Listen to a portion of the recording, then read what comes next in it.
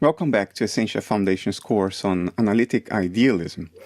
Last time, in part 5, we've reviewed the empirical evidence coming from laboratories around the world that seems to support analytic idealism and outright contradict mainstream physicalism.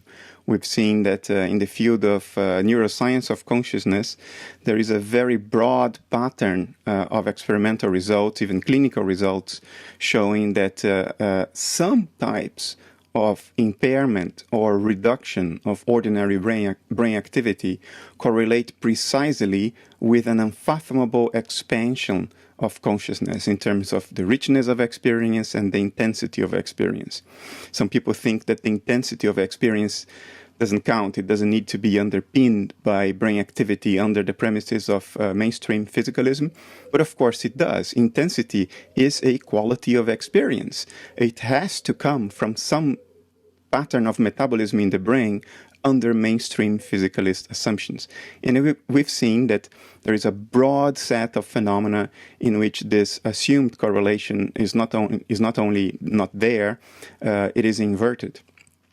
We've also seen that a series of ever more sophisticated and careful experiments in the field of foundations of physics, running from the late 70s until today, has shown that physical reality, physical objects, physical entities, or the observables, the properties of physical objects like mass, momentum, spin, these things do not exist at all prior to them being measured, which shows that physical properties, physicality, the physical world, does not have standalone existence. It was not there as a physical reality prior to measurement.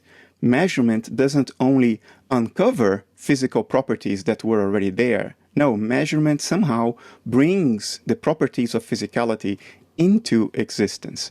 And we've seen that that is entirely consistent with the dashboard metaphor. Measurement is what appears on the dials on the dashboard, which we call the screen of perception, whether it's aided by instrumentation or not. Therefore, the dials on the screen of perception only indicate something, anything, if a measurement is being performed, if the world outside, as it is in itself, is being somehow observed. Prior to observation, the world outside, as it is in itself, is still there. It has standalone reality, but it isn't physical because physicality is what the dials on the dashboard are pointing to, and they only point to something upon measurement. Prior to measurement, there is no sense in talking about the position of the dials. They haven't measured anything else. They will be pointing at zero. In other words, nothingness. There is nothing there. And we've also seen that the only alternative to this philosophical conclusion from physical experiments, namely the conclusion that physical reality is not fundamental, that physical entities do not have standalone existence, that instead they are just the image, the representation, the appearance of a deeper layer of reality, which itself then has standalone reality. The only alternative to this conclusion, based on the results of the experiments, is to postulate, rather arbitrarily, I think, that there is a countless gazillion, a practical infinity of new physical universes being created out of nothing, every infinitesimal fraction of a femtosecond, and for which we have precisely zero empirical evidence. You take your pick about which of these two alternatives is more reasonable, more plausible, and frankly, more level-headed and sane. Anyway, that was part 5. Now, in this part 6, we are going to explore a key question. I split this out from the other parts because I think this is important enough to deserve a part of its own, even though it will be a short part. And that's the idea of the unconscious. Because linguistically, if we say, well, the unconscious exists, and I think what psychologists call the unconscious definitely exists, people might think, well, if there is something unconscious, then there is something that is not phenomenally conscious, because it's unconscious. Therefore, analytic idealism cannot be right, because according to analytic idealism, there is only phenomenal consciousness. It is the single entity in the reduction base. It's the thing in terms of which we should be able to explain everything else. Therefore, the unconscious violates analytic idealism. Well, I will argue in this part that this is not at all the case, because, and here we go, we need first to know exactly what we mean by these words. Consciousness, unconsciousness, phenomenal, meta-consciousness, what we mean by this, because the seeming conflict arises from a linguistic confusion. That's the argument I will make in this part 6. What we call phenomenal consciousness in analytic philosophy, it has a formal definition, can be defined as such: a state in which there is something, anything, it is like to be. So you are phenomenally conscious if there is something, it is like to be you. If there is nothing it's like to be you, then you are not phenomenally conscious. You are phenomenally unconscious. Like my telephone. I don't think there is anything it is like to be my telephone in and of itself. My telephone is thus phenomenally unconscious in and of itself. It may be in consciousness, it may be in universal consciousness, it may be part of the picture we call the inanimate universe, which under analytic idealism is phenomenally conscious as a whole, but the phone separate from the rest, the phone in and of itself, under analytic idealism, is not phenomenally conscious in and of itself. Only the inanimate universe as a whole is phenomenally conscious. All right, now there is another term that is technically called meta-consciousness. There's a number of alternatives. You could call it conscious metacognition. You could call it conscious self-reflection. You could call it conscious self-awareness or self-awareness. Meta-consciousness is a very unambiguous descriptive technical term, so I'll stick to it. And that is the explicit emphasis on the word explicit. It is the explicit awareness of a phenomenally conscious state. In other words, if you are having a pain, that means that there is something it is like to be you having the pain. So the pain is phenomenally conscious. But to be meta-conscious of the pain, it is not enough to simply feel the pain. You have to know that you feel the pain. And this knowing that you are conscious is the explicit awareness of that conscious event. You see, meta-consciousness requires something on top of, in addition to phenomenal consciousness. You need to be phenomenally conscious in order to be meta-conscious, but it's not enough to be phenomenally conscious. As a matter of fact, most of us at all times are meta-conscious of only a small subset of our experiences.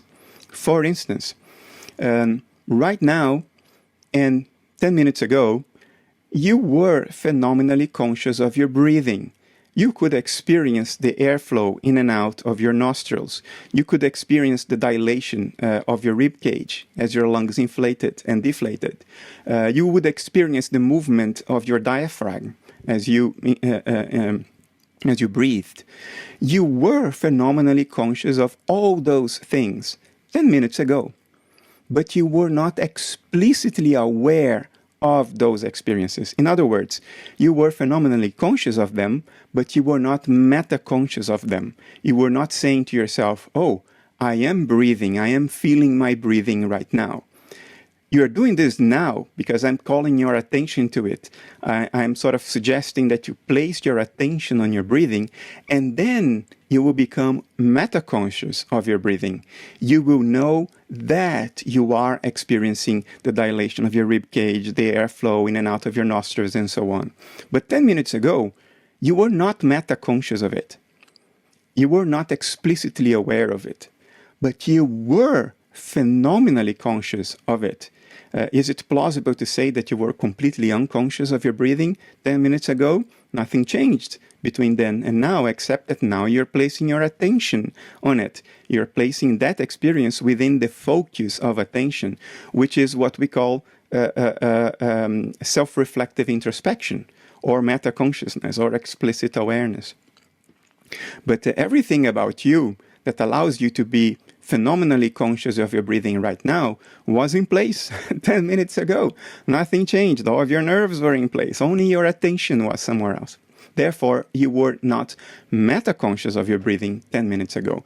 There is literature, technical literature, linking meta-consciousness to attention. There's a Dutch paper that does exactly that and shows that experimentally that is the case. I'm going to link that paper and a bunch of others to the description of this video, but look out for that. It's a paper that shows that meta-consciousness goes hand in hand with attention.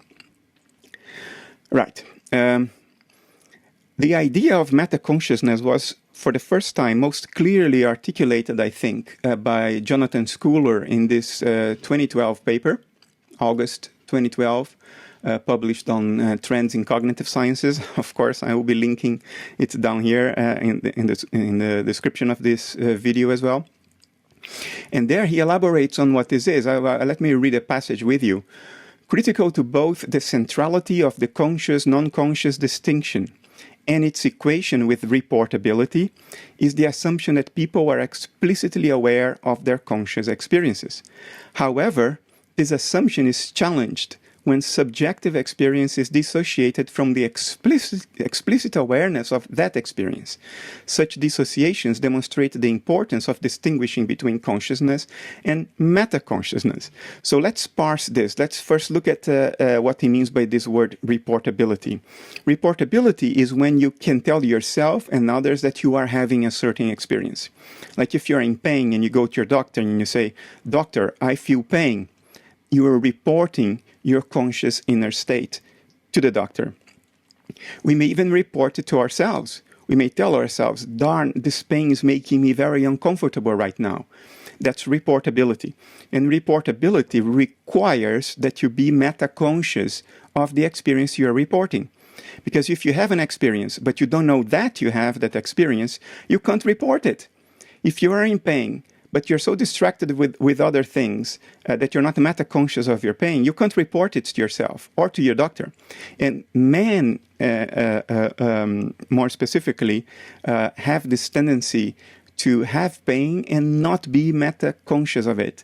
Sometimes I catch myself realizing that I have been in pain for 2 days, but only at that moment, 2 days later, did I become explicitly aware of it? Did I gain metacognitive awareness of it? Did I get the knowledge that I was in pain? But retroactively, I knew that I was phenomenally conscious of the pain since a couple of days. Men, it happens a lot with men that we are not metacognitively aware of our own feelings and emotions sometimes. So reportability goes hand in hand with meta-consciousness. That you could even say they are synonyms. To be meta-conscious of something is to be able to report it to self and others. And then Schooler emphasizes that the assumption that subjective experience is always explicit, that we are always explicitly aware of subjective experience, is wrong, because sometimes the explicit awareness is dissociated from the subjective experience itself. In other words, sometimes we have the experience, but we don't know that we have the experience. We are not able to report the experience to ourselves or to others.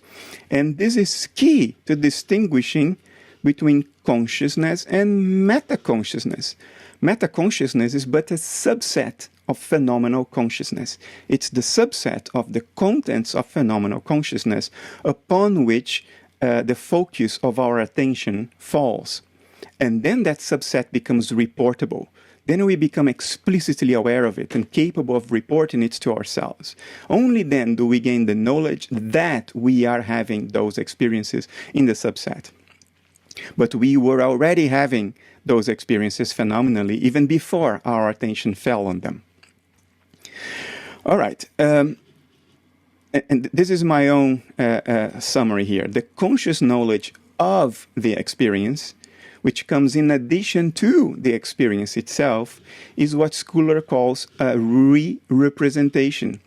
We have to internally re-represent, represent again a phenomenal state in order to become meta-conscious of it. Schuller talks about it in this next passage. Periodically, attention, there you go, attention, even Schuller associates meta-consciousness with attention. Periodically, attention is directed towards explicitly assessing the contents of experience.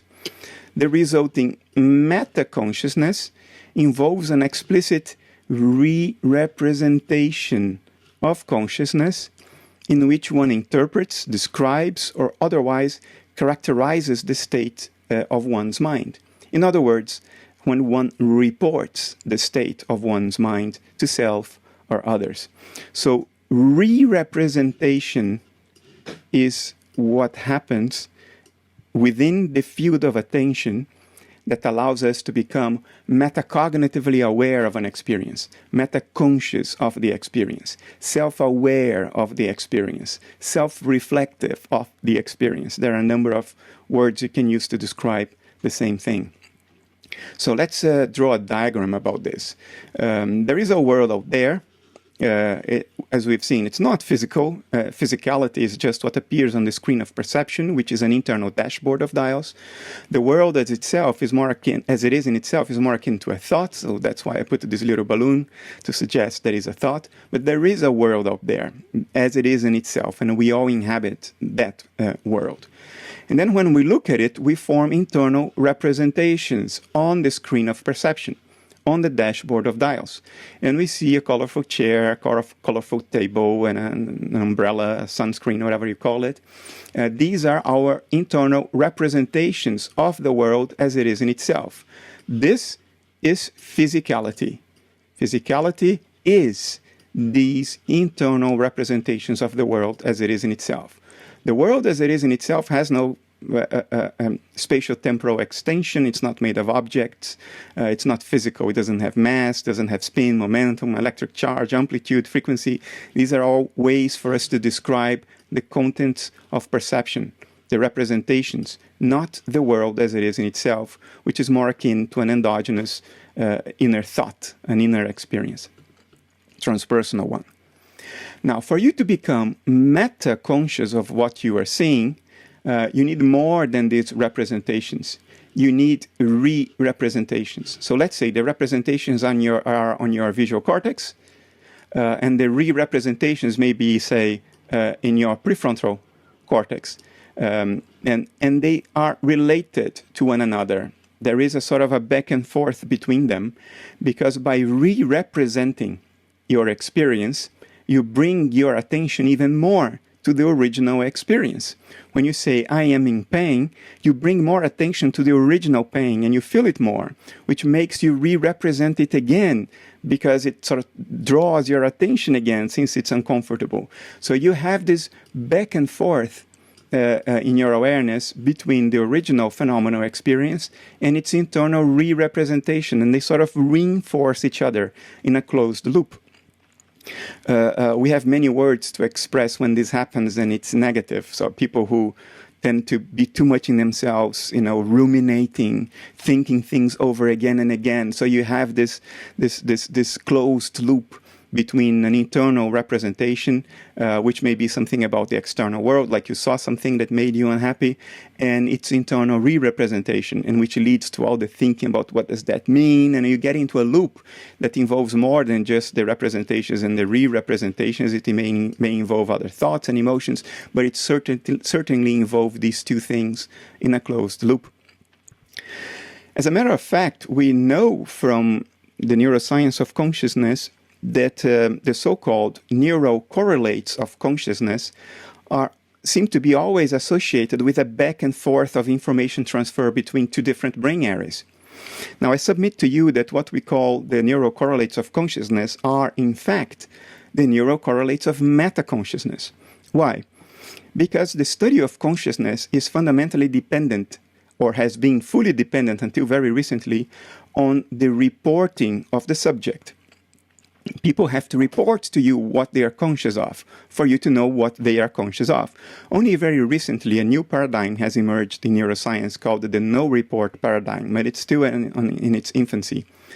For the longest of times, the study of consciousness has been fundamentally dependent on reporting, and it is still largely dependent on reporting. Now, as we've discussed just now, for a subject to be able to report an experience, the subject has not only to have the experience, the subject has to know that he or she has the experience. In other words, we need more than the representation. We need the re-representation. So, since consciousness is related to brain activity based on the reporting of the subject, the neurocorrelates of consciousness are, by construction, because of how the studies are constructed, the neurocorrelates of meta-consciousness, because they're based on what the subjects report. And what they report is the content of meta-consciousness, not the broader, more scattered and varied contents of phenomenal consciousness alone. So, therefore, all the studies of the neurocorrelates of consciousness until very recently were in fact talking about the correlates of meta-consciousness. And if you look at what they are, they look across these 4 papers, for instance. There are many more. I'm linking everything below. Don't worry about it. I'm just showing you some examples. All these papers show that for there to be meta-consciousness, for the subject to be able to report an inner experience, there has to be a back and forth of information transfer between 2 brain areas, which suggests that this is what's happening. This is the back and forth between the representation, the internal representation here, and the re-representations of metacognitive awareness. Phenomenal consciousness itself entails only this. It doesn't require this. So the field of phenomenality is broader, larger, than the field of metacognitive re-representations. Phenomenal consciousness is much broader than metaconsciousness. Now, why is this important? Because when we talk about an unconscious, we are talking about lack of metaconsciousness, not lack of phenomenal consciousness. If I cannot report an experience, a neuroscientist or a psychologist or a psychiatrist, they would think, okay, that's then unconscious. Well, in fact, it may very well be phenomenally conscious, but not reportable because there is a lack of re-representation, because there is no metacognitive awareness, there is no meta-consciousness. The experience in question doesn't fall within the field of attention, but it is still within the field of phenomenal consciousness.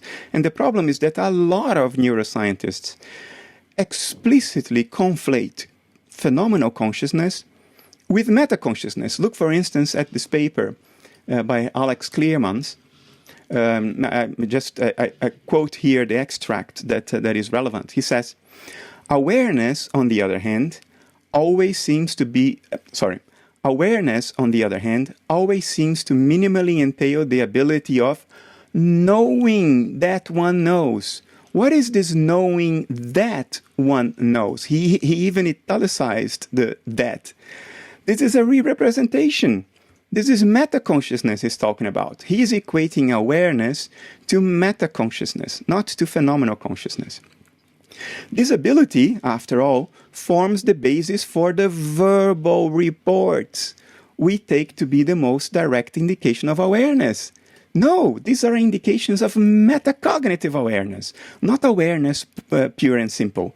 These are indicators of metaconsciousness, not phenomenal consciousness as philosophers define the word.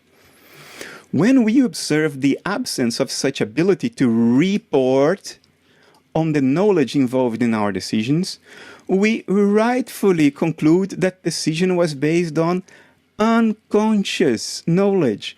Unconscious knowledge. No, this is wrong. It may very well have been based on phenomenally conscious knowledge, but knowledge that was not metaconscious and therefore could not be reported. You see? Thus, It is when an agent exhibits knowledge of the fact that he is sensitive to some state of affairs that we take this agent to be a conscious agent.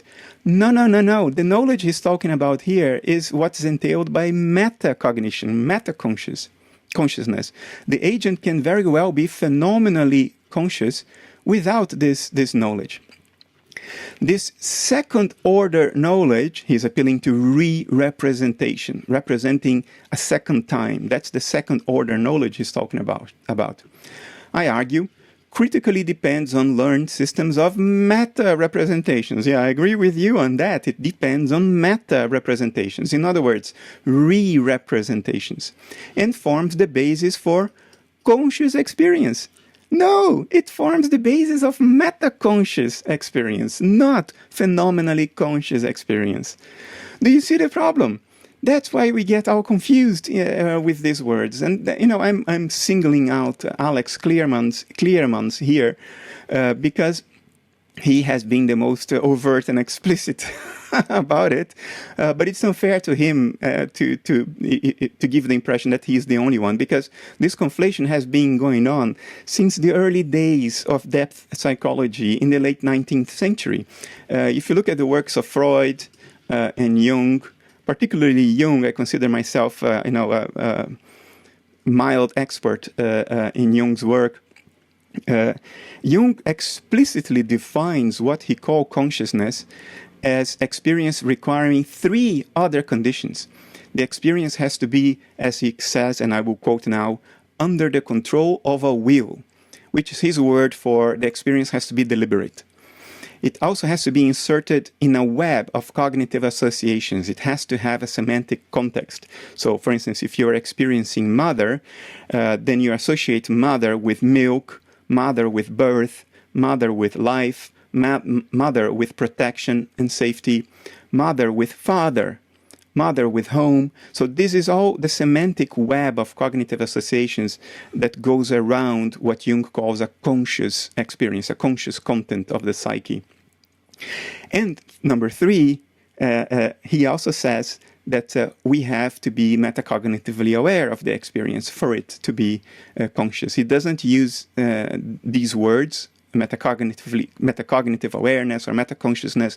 These are relatively recent words in the psychiatric jargon. But if you look at how he describes what is required for consciousness, you realize that that's what he was talking about. So when Jung talked of consciousness, he was talking of metaconsciousness. Therefore, when he referred to the unconscious, he was referring to what is not metaconscious, not to what is not phenomenally conscious. You see, for Jung, the unconscious was part of the psyche, the word he used. And the psyche was experiential. So by saying that the unconscious was part of the psyche, he was saying that the unconscious was experiential in nature. So why did he call it the unconscious? Because it was not metaconscious. You see, it was not deliberate. It didn't form part of a web of semantic associations. And these are experiences that people do not know that they have the experiences. And therefore, they don't report those experiences to the therapist. That's the sense in which he used the word unconscious. Arguably, Freud did the same, but for different reasons, I would argue. For Freud, unlike Jung, the unconscious was made of former contents of consciousness, contents that have been repressed or denied. But they were psychic in the sense that they still had the same nature they had when they were born, and they were born in consciousness. So by becoming unconscious, they didn't turn into something completely else.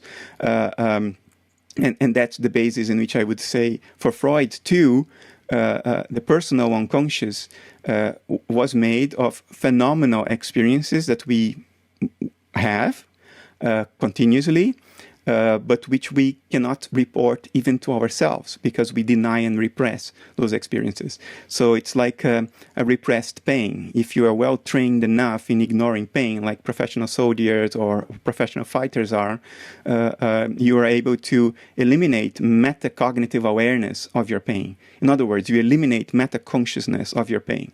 But boy, do you still feel it. It's still there. And you can prove it yourself by then bringing your attention back to the pain and then realizing retrospectively on the mirror of memory that you were in pain all along.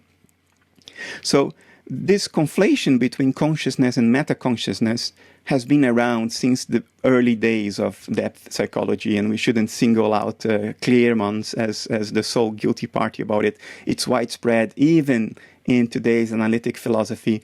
There is a surprising and I would say unacceptable lack of sophistication scholars have about the subtleties of these differences.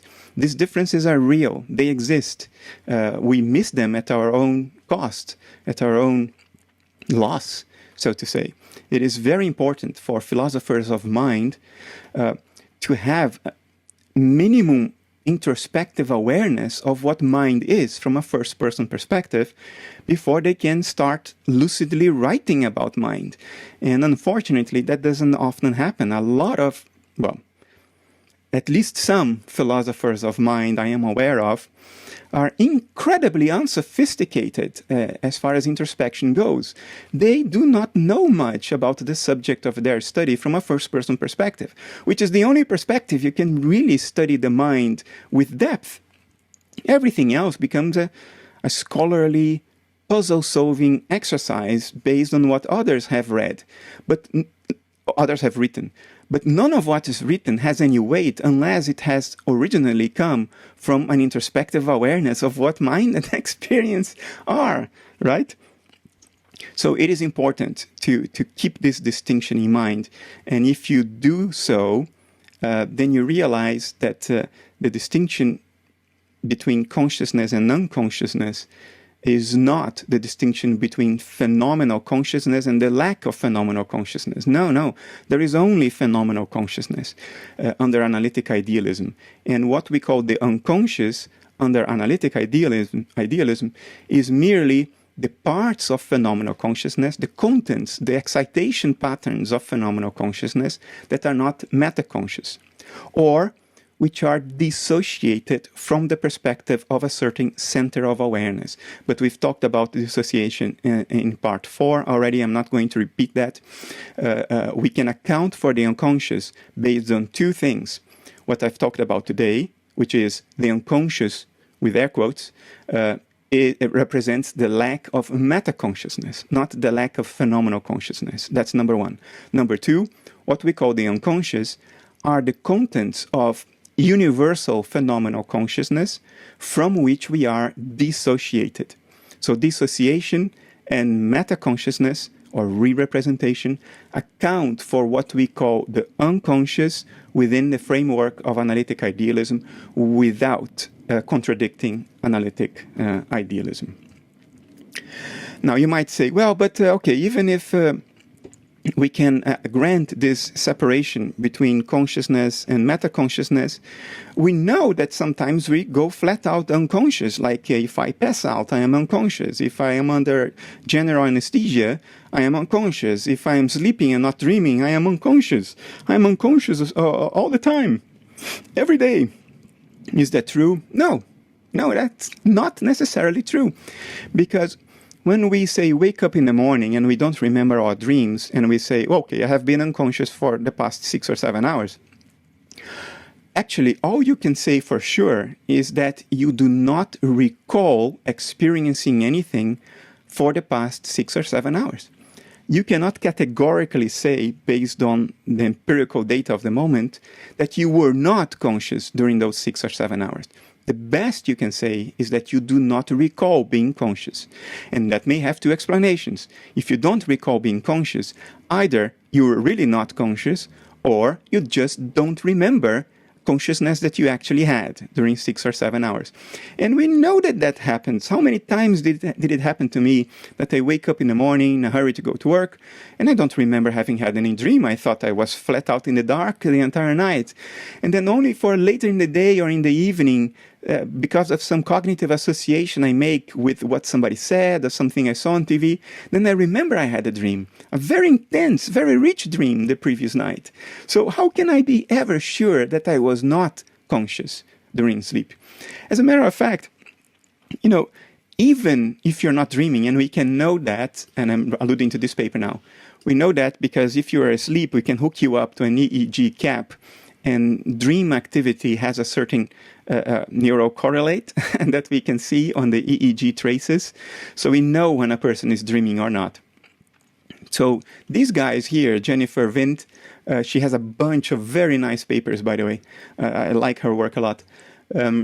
They had this brilliant idea of taking a bunch of volunteers, putting an EEG cap on them and measuring their brain activity through the night as they slept. And then when they knew from the EEG that the subject was not dreaming, they knew that for sure, they would wake up the subject and ask, were you conscious? Were you thinking about something? Were you having any experience? And invariably, the subject would say, yes, I was experiencing something, even though the subject was not dreaming. Because you see, dreaming is a very particular type of experience. It's a type of immersive visionary experience. If you're imagining things awake, you have imagery in your mind, but it's not immersive. You're not surrounded by that imagery. It's like you're projecting it in front of you. Dreams are immersive. The visuals surround you. And it turns out that subjects who were not dreaming when they were awoke were having non-immersive experiences. And in this paper, they show at least 3 types of sleep experiences that are not dreams. One is sleep thinking.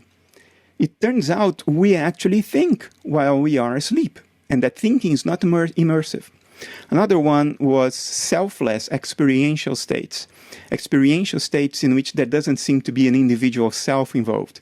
Notice that if you're thinking, that presupposes and entails an individual self that is doing the thinking, but there are these selfless states of awareness in which, of course, there is a perceiver, but that perceiver is not an individual self. It's more like the Buddhist meditative state of selflessness. And there was also a type of subliminal perception during sleep, non-immersive as well, but people would have non-metacognitive perceptual experiences during sleep, outside of dreaming. By the way, that's an important point. This same researcher here, Jennifer Vint, I think the paper I'm going to allude to right now was written by her in 2007, I think, if I remember it correctly. But she also verified that during dreams, we are largely not metaconscious, that dreams involve phenomenal states, but not re-representations of those states.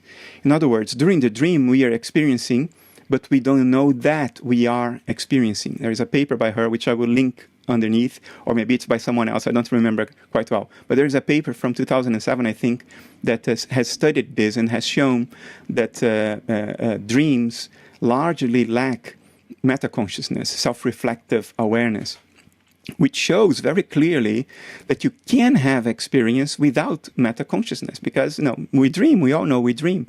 And then you might say, well, but if we lack metaconsciousness, and we don't know that we were having the experiences that we call the dream, how can we say that we dreamed? How do we know that we dreamed? We must be metaconscious of dreams. That's the thing. We are only metaconscious of the dream after we wake up and we review the dream on the mirror of memory. So we are metaconscious of remembering the dream. But during the dream, we are largely not metaconscious, even though we certainly are phenomenally conscious. So you see, this is the types of experience that we can have are very rich, very varied, very subtle, and very nuanced too.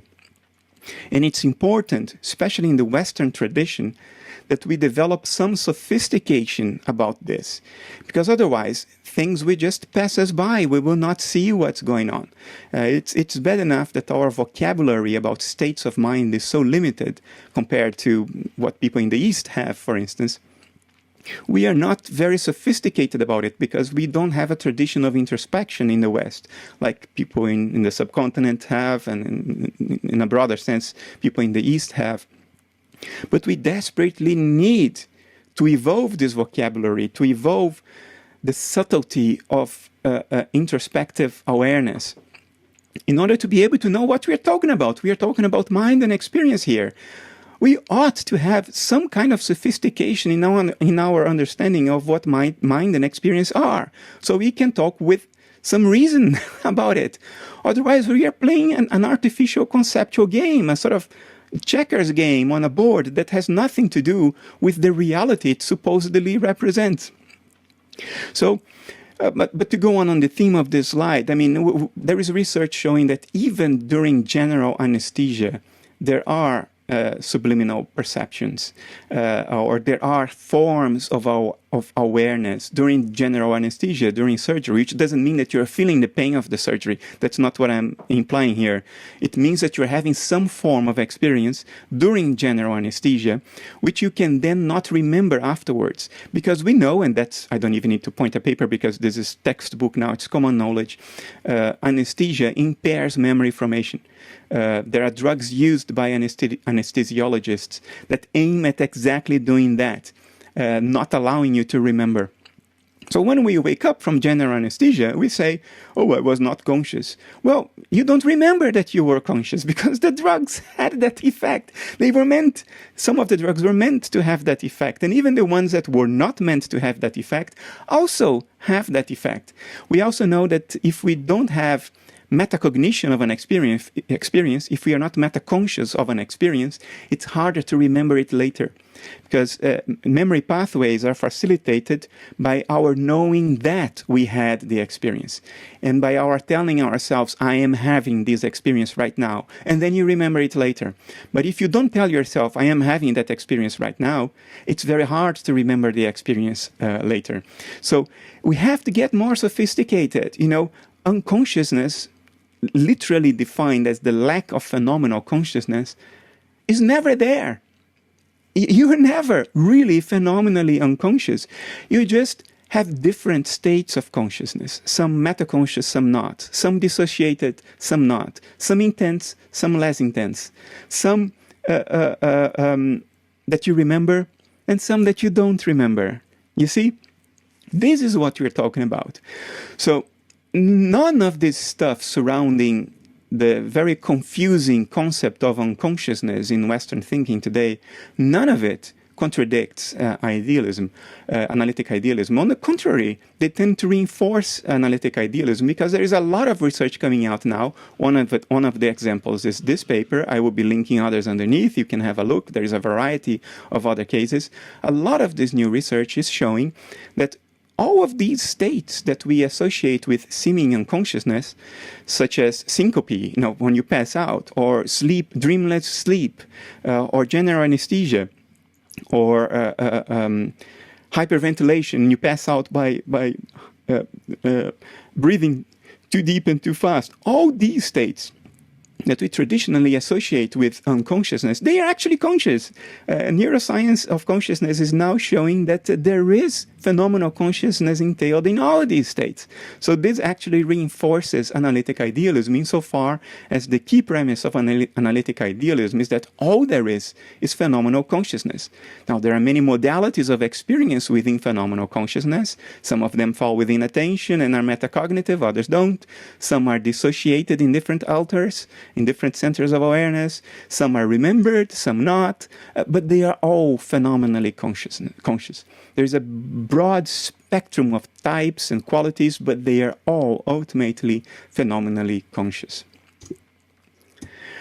All right, so let's try to extract some conclusions from this whole course now in this one slide. Very briefly, we've seen that, and now it's first point here, we've seen that this theoretical abstraction called matter outside consciousness is an unnecessary explanatory entity to make sense of reality. It creates more problems than it solves. It doesn't account for experience, which is the hard problem of consciousness. Therefore, creating this problem, it entails the need to reduce experience, which is impossible to do. So there is a problem right there that is created by this entity. And then it also fails to account for a number of things, like states of consciousness that are that involve richer and intenser experience compared to a placebo baseline, while brain activity has significantly been reduced or impaired at the same time. Or it fails to account for experiments from foundations of physics that show that physicality has no standalone existence. So it doesn't solve the problem.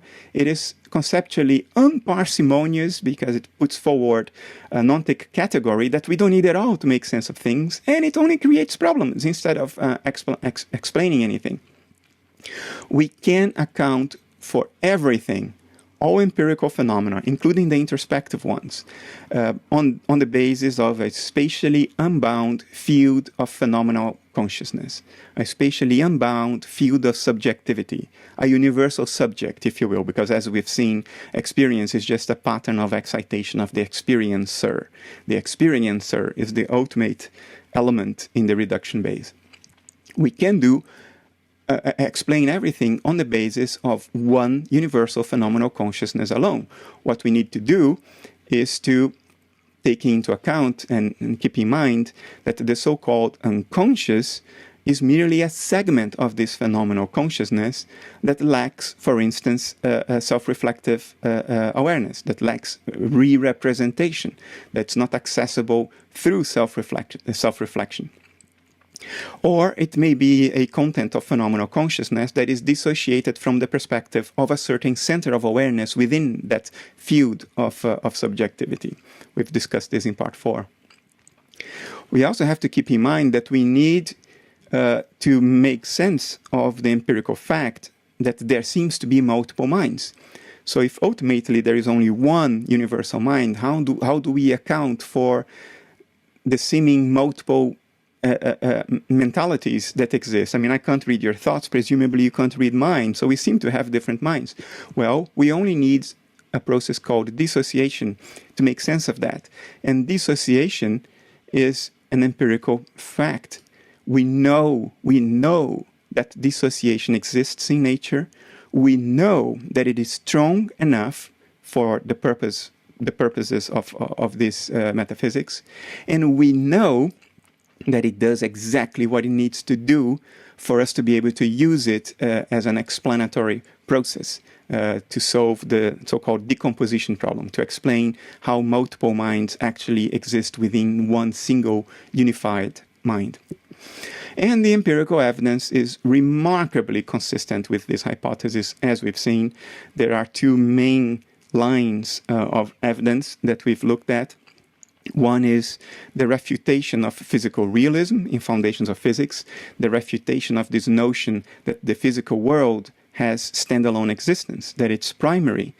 Foundations of Physics is showing us that unless you believe in a fairy tale of infinite universes are popping out of nowhere at every infinitesimal fraction of a second for which there is no empirical evidence at all, zero empirical evidence, unless you believe in this fairy tale, then you have to acknowledge that science is telling us physicality, the things characterized by the properties we call observables, like mass, charge, spin, momentum, what gives the physical world its physicality, these things do not exist prior to a measurement, prior to being observed.